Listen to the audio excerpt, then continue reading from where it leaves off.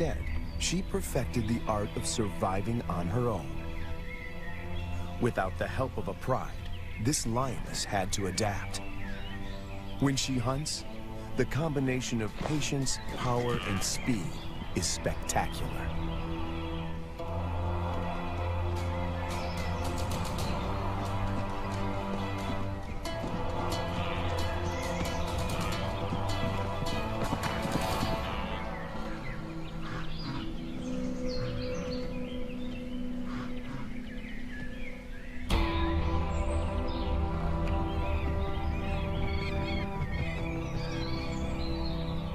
This female is about 6 years old when she steps into the viewfinder of Herbert Brouwer, a wildlife cameraman.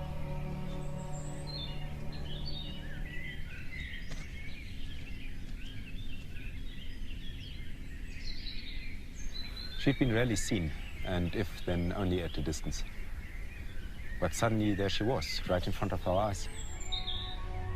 Herbert is captivated by her and returns to the floodplains of Luwa year after year. It comprises 3,600 square kilometers and borders Angola in the west. The bank of the Zambezi floodplain marks the eastern boundary of the park. People living here tell Herbert that the lioness has been alone for many years. They call her Lady Luwa.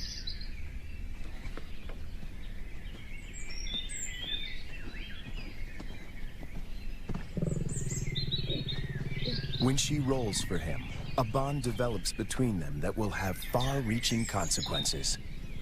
There was one thing, though, that she could not overcome, and that was her isolation. It took me 3 years of filming here on the plains, though, to understand how lonely she really was. At night, she follows Herbert into his camp.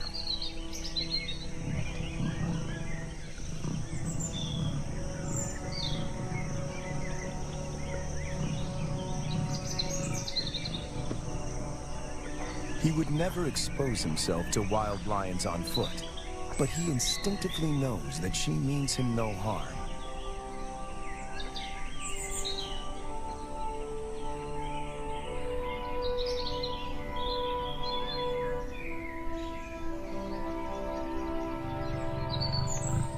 It is true that female lions can survive on their own, but they only thrive as members in a pride.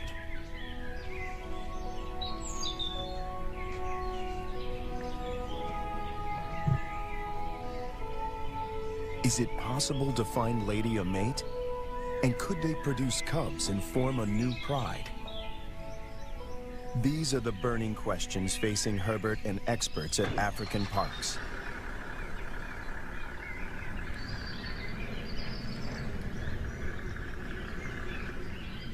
Craig Reed, a manager at African parks, and veterinarian Dr. Ian Parsons face a dilemma.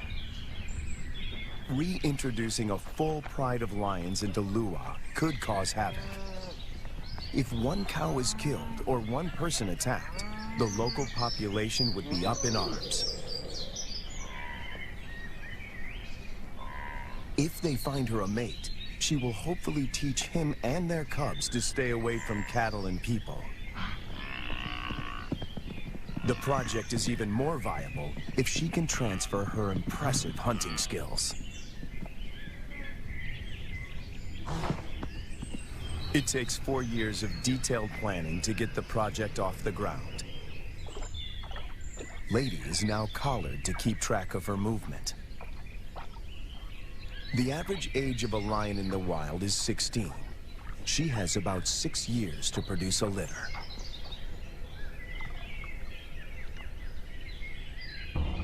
To find a mate for Lady, the team goes to neighboring Kafue National Park.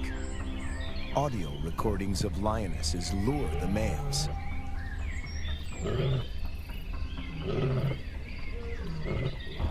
Wildlife vet Dr. Ian Parsons darts 2 males. As a coalition, they stand a better chance to survive the trauma of a translocation. The big question on everyone's mind is whether these 2 males will bond with Lady. If they do bond with her, she might be able to teach them how to keep a low profile and avoid the villages.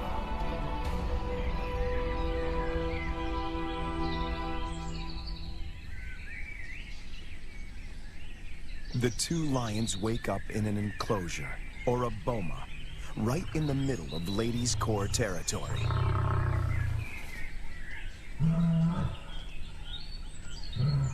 One of the males is 3 years old, the other a bit younger.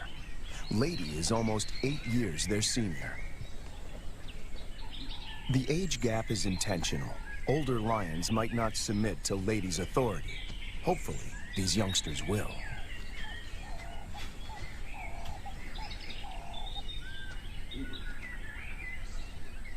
This is the first time in years that Lady has set eyes on her own kind. She keeps watch as the two males familiarize themselves with their new home. The first piece of the puzzle falls into place. But then, disaster strikes. On the 5th day in the boma, they escape. Finding themselves in a strange environment, they could take fright and bolt. To Herbert's relief, he finds them a few hundred meters from the enclosure. Lady's response is odd. She rolls to show them she is not a threat, but she doesn't approach them. The males are aware they are in her territory. Everything is new. It's going to take time to adjust. Before she leaves, Lady marks the territory with her urine. It's a strong message. She's the landowner. They are the squatters.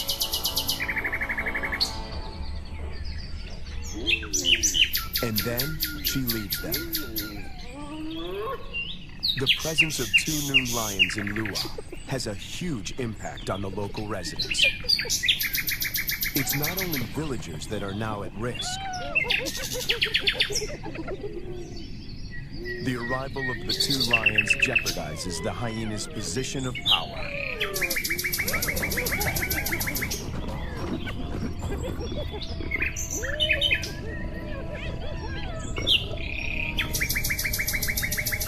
Together, they make a fearsome team. Only the younger of the 2 wears a collar, as they are almost never apart. The acid test is to see whether they will mate with Lady or leave her to seek other females. It's a precarious start, but the journey has begun.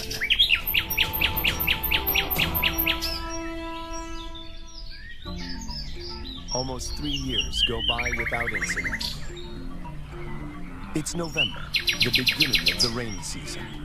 Thousands of wildebeest pour into Lady's territory. The males are hardly recognizable. They are now almost 6 years old, and their bodies are beefed up, their manes more pronounced. After all this time, they're still together and have bonded with Lady, who seems to be doing all the hunting.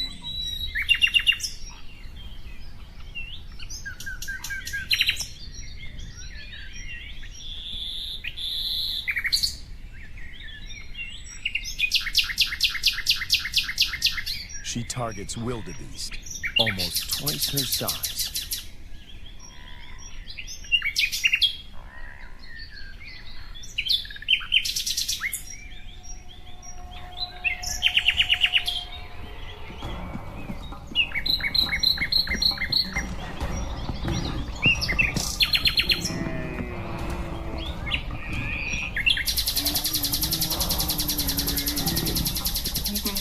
With a powerful bite to the neck, she suffocates her quarry. It's all over in minutes. The meat from a small calf could keep her going for a few days, but she's not hunting only for herself.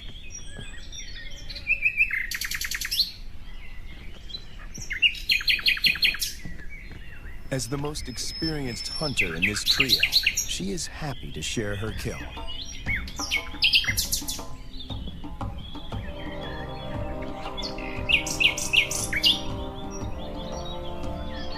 The fact that she allows the males to join her, and that they don't chase her off the carcass, is significant. Eating together is the first building block of a pride.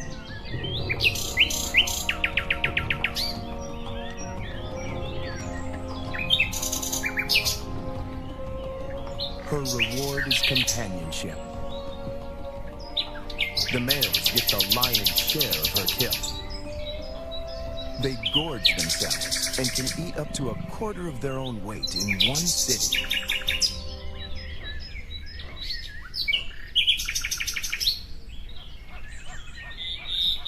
For the first time, Herbert sees the two males compete.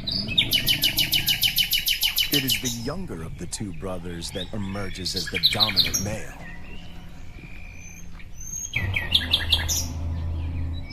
He's the one that follows her when she's in estrus.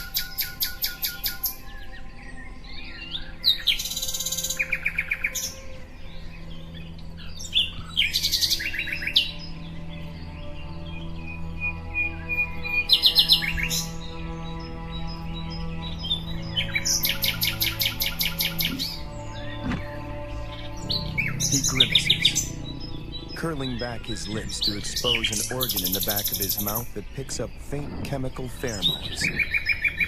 He can smell that she's in heat.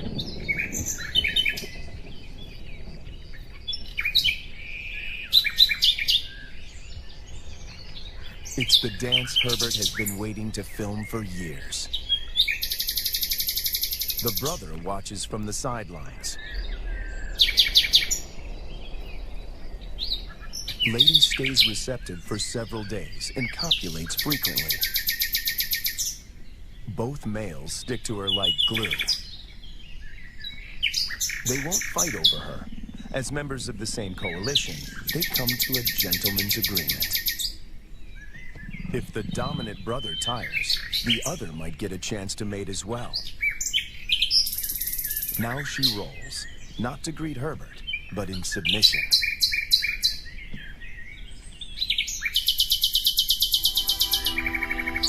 When Herbert returns a year later, there are still no cubs. It's a huge disappointment. Lady is now almost 13 years old, and Herbert and the team must consider the possibility that she is infertile.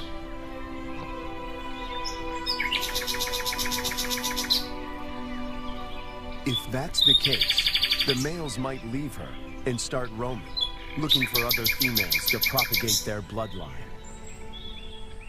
And that will bring them in direct contact with villagers.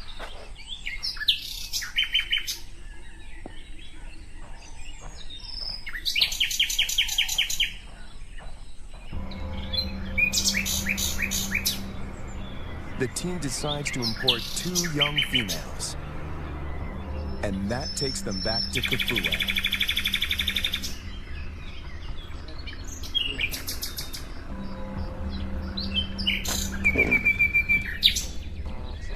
Again, the team faces a dilemma. If the females are too old, they might injure Lady or drive her out of her territory. Too young, and the males might kill them.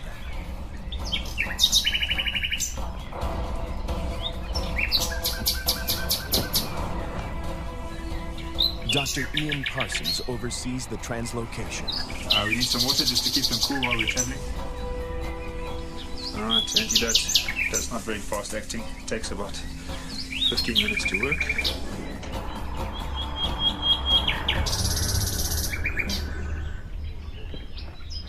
Tranquilized and blindfolded, the 2 females begin their journey to Lua.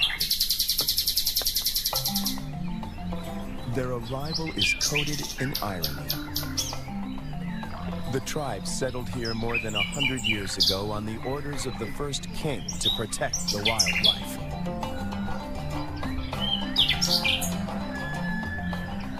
But many of them have never seen a lion.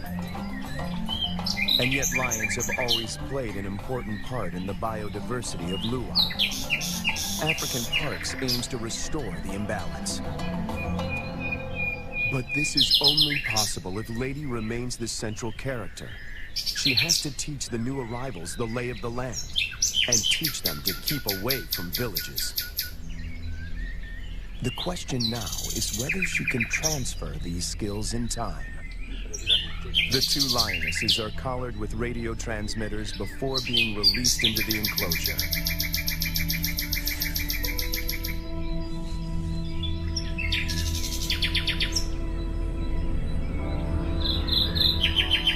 Lady's world is about to be turned upside down once again. To Herbert, she seems sad and confused.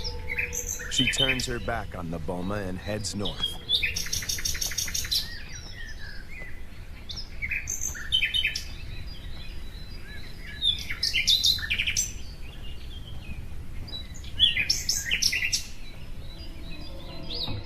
The males, on the other hand, are very interested.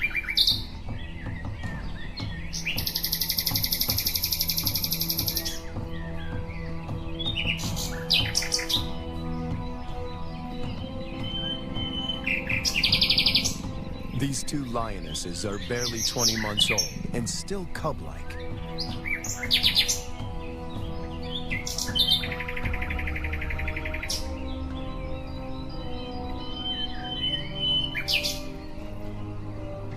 Male lions are known to kill cubs they haven't sired. No one knows how this will play out.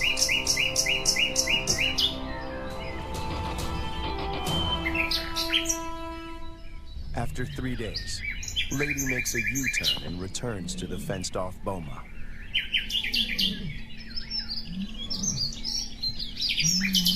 The two young females respond to her calls.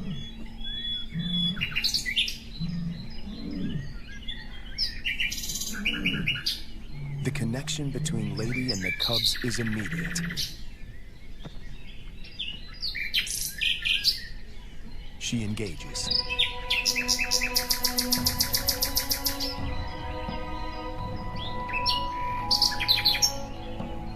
Cats are vulnerable when they expose their undersides. When they roll, they express submissiveness.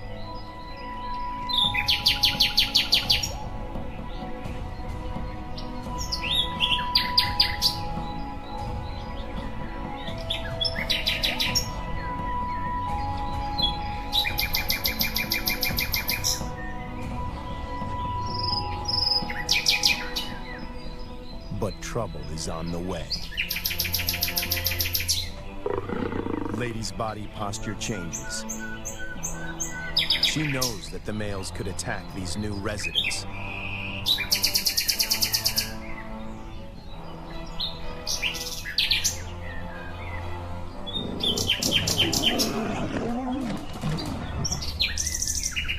Ears back, every muscle contracting.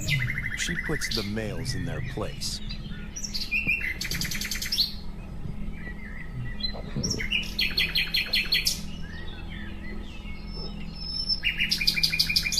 Four cats now crowd her space, after years of solitude.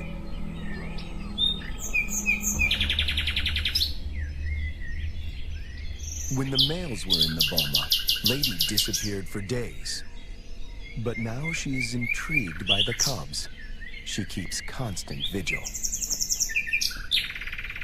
The electrical current that runs through the fence is non-lethal, but does give a sharp jolt. Lady is clever. She discovers a broken wire and tries to gain access where the circuit is breached.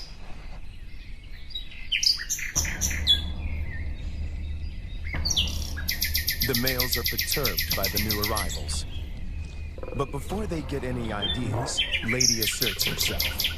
The balance of power might have shifted, but she's still in control.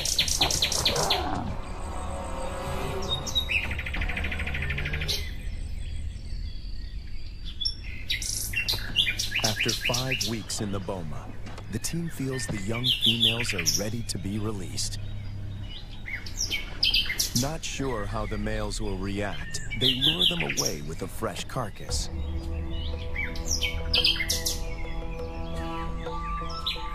The young cubs have also not been fed for a couple of days.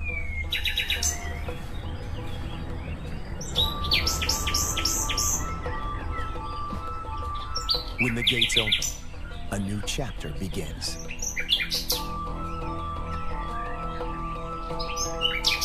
Lady is first on the scene. The cubs have spent more than a month in the boma to adjust. The question now is whether this newly forged bond will hold when they step through the gate.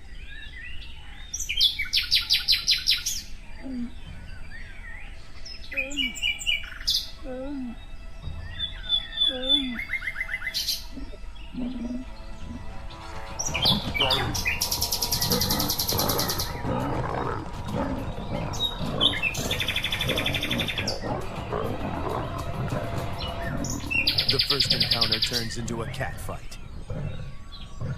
But it is more show than anything else. If Lady wants to kill these cubs, she can do so in the blink of an eye.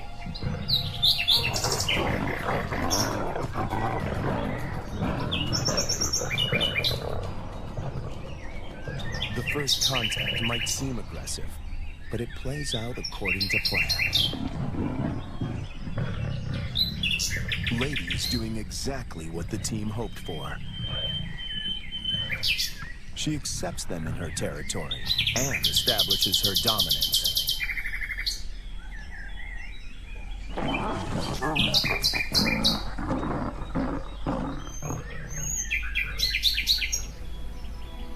The landscape of Luwa now looks very different from the days when Lady followed Herbert to his camp.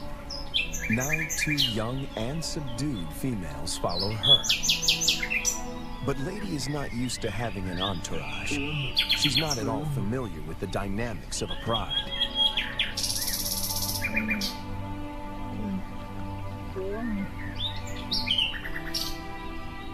Now that she has her freedom back, she does the unexpected. She abandons them.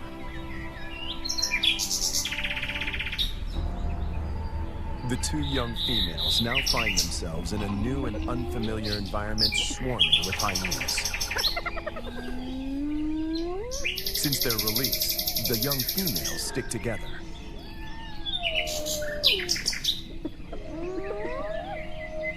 But their lives are in real jeopardy.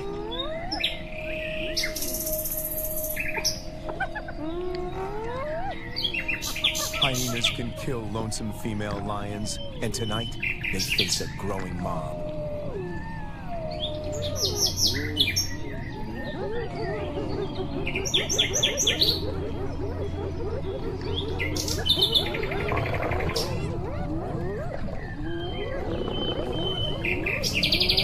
In no time, the newcomers are surrounded by a hungry and ferocious clan.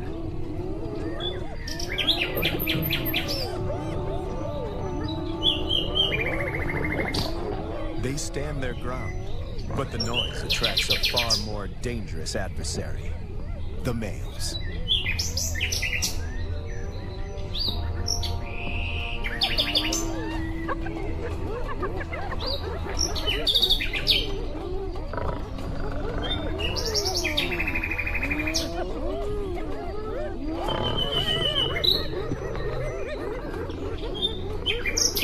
The 2 brothers have finally tracked down the youngsters in the wild, and Lady is nowhere in sight to protect them.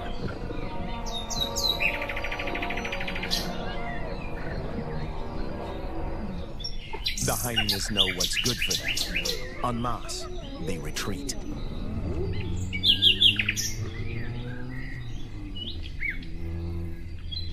This is their first encounter with the males outside the boma. Anything can happen. The brown-collared female is first to bolt. The white collar is cornered before she can escape.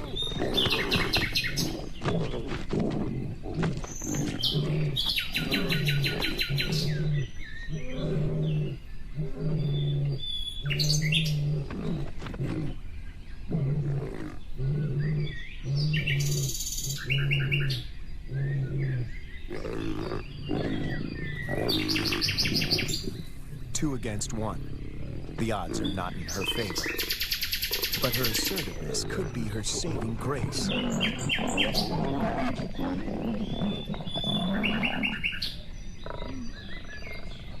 At the right moment, she crouches in submission.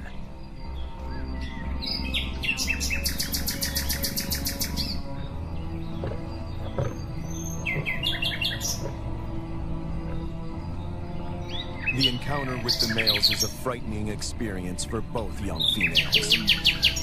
They split up. Separated, they are now more vulnerable. Danger looms for both of them.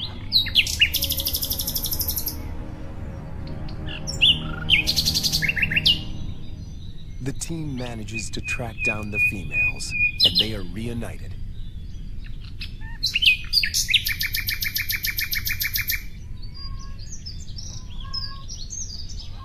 It takes months before they settle down. But little does Herbert know that he is filming them for the last time.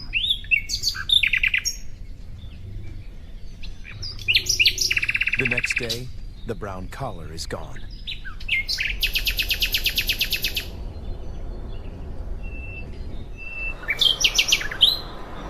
Craig Hay heads up one of the search parties. All eyes are now on finding the brown-collared female. Some of the farmers have seen her in the vicinity. Her life is in real danger. Poaching is rife here. And then, their worst fears are confirmed. It's an Arab. A faint radio signal comes from a pond.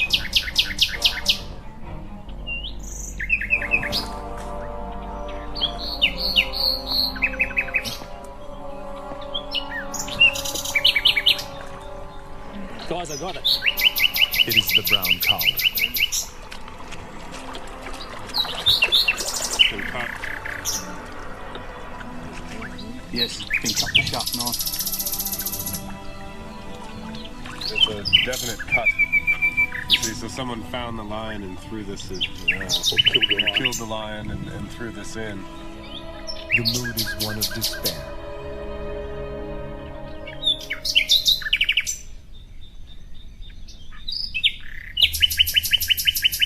To complicate matters, the female in the white collar turns away from Ladies' Corps territory and begins walking in a northwesterly direction towards Angola. Even if she survives, in time, she will outgrow the collar and suffocate. The dream to establish a pride in Luwa begins to unravel. In an unexpected twist, the males follow the white-collared female to Angola. The further they move away from Ladies' Corps territory, the less influence she has in keeping them out of danger zones. A rescue mission is launched to find the white-collared female and the males before they cross the border. Dr. Matt Becker, who runs the Zambian Carnivore Project, joins the search party. He spots the white-collared female a few kilometers from Angola. They dart her. But she runs into the reeds and almost drowns. It's a close shave.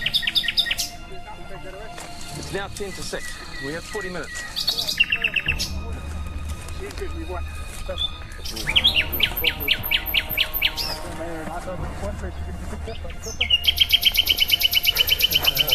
Never knows.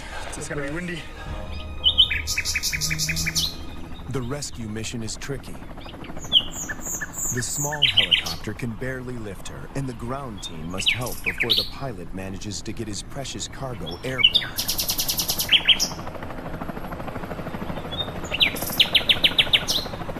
The males have slipped off the radar, and the team hopes they will turn around on their own accord. Meanwhile, more drama unfolds close to the boma. Lady is darted. The plan is to put her in the boma with the surviving female to try and forge a stronger bond between them.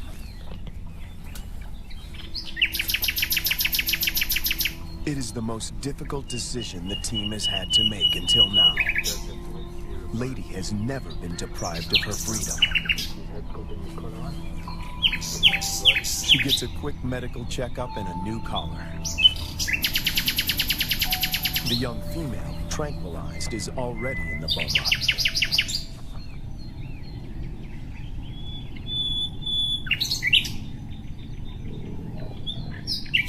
No one knows how Lady will behave in captivity.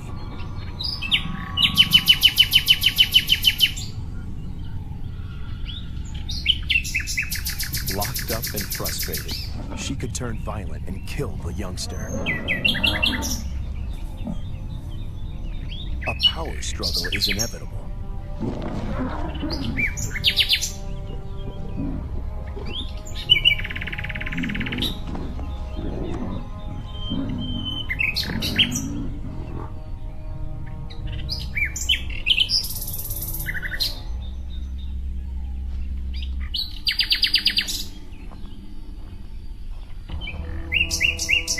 More bad news. One of the males crosses the border and is killed by cattle farmers in Angola. Of the 5 lions, now only 3 remain. Would this be enough to start a pride? No one knows for sure. Lady, when she recovers from the anesthetic, is extremely agitated. She is on the wrong side of the fence and she can't dig her way out.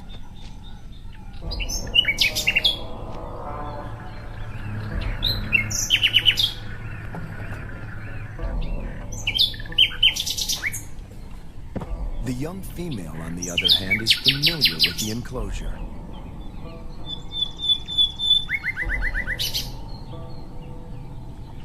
This puts her in a strong position to assert power and seize authority.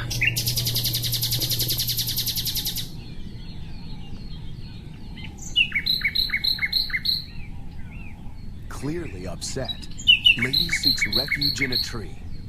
Herbert thinks this elevated position is her attempt to retain control.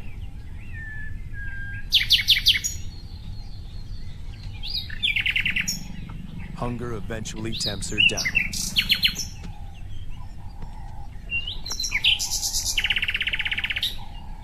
For Herbert, it's difficult to watch. This is a situation which I never thought would happen, is that Lady would need to be put into the boma. Now, she's been roaming free for all her life, which is probably about 13 years, 14 years, and now she needs to be locked away. It's good, Lady. The tree becomes a central prop in this battle of wits between these 2 cats.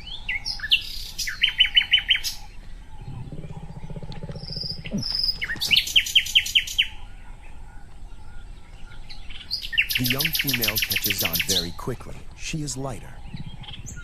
If height is of any consequence, she can go higher.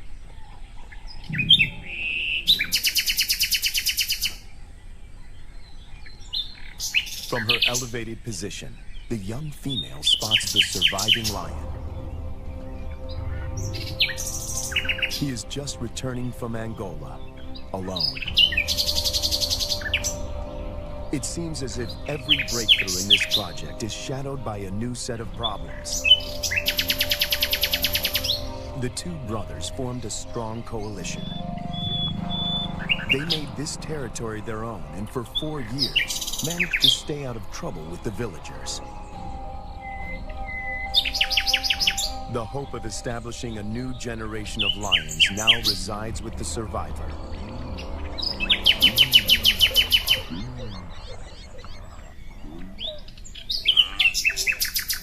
Lady and the young female emerge from the boma after 7 weeks. The outcome of the bonding exercise is disappointing. They split up. Lady doesn't want another cat on her tail.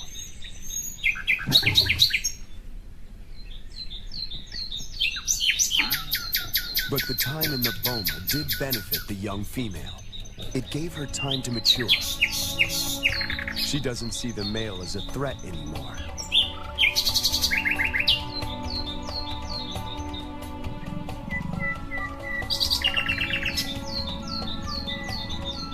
There is an explanation for her playful behavior. She is an estrus.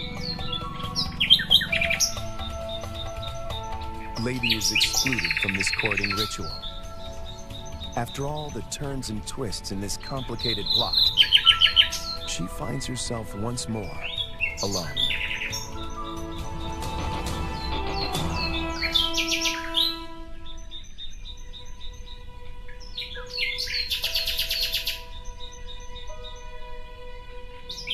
After hunting alone, the young lioness returns to the male. She is ready to mate. The project is one step closer to reaching its goal. The male will sire the next generation. But what about Lady? Will she be part of this new pride? It somehow seems sad and tragic if she is now excluded. And on cue, she disappears.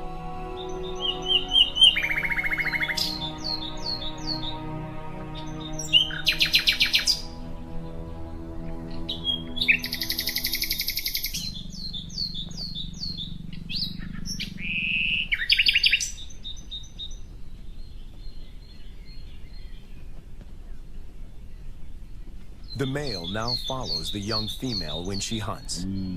To feed both of them, she must target bigger prey.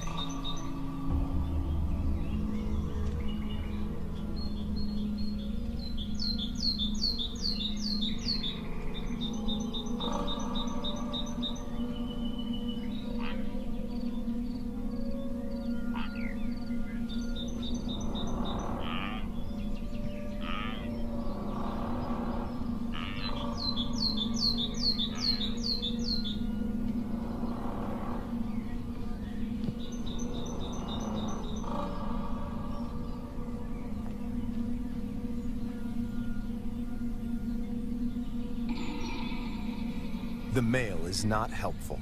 His overeagerness spoils the hunt.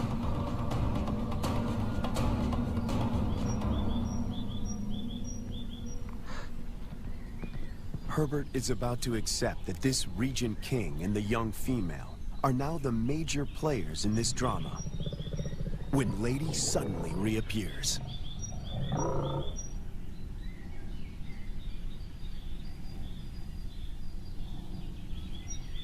The young female watches the reunion from a distance. Over many years, Herbert and Lady somehow learn to recognize and respect each other's intentions.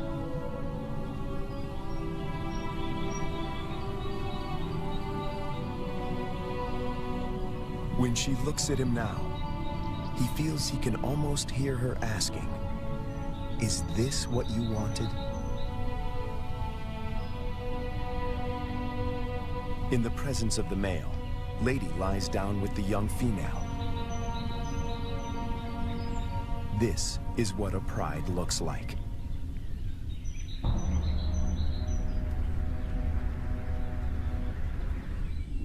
After so many years, all the effort and energy that went into this project seemed to pay off.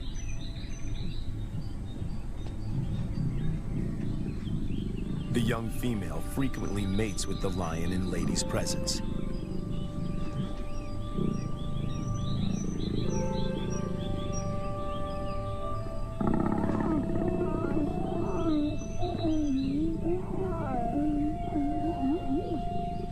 Females are the cornerstone of prides. They form strong bonds and hunt together. The male's instinct is to protect them, and his drive is to breed.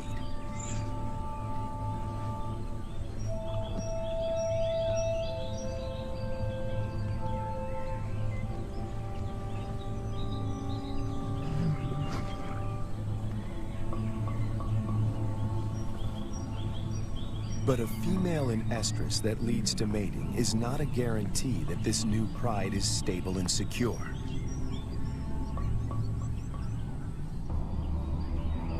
Hunting together is the final test. And then it happens. The young female takes the lead. Lady follows. This is certainly a new development. And the outcome is swift and lethal.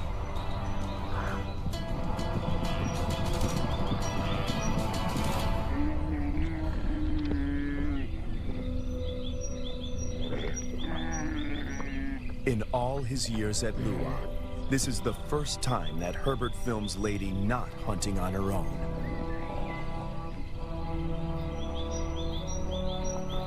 When the male joins them, the circle is complete.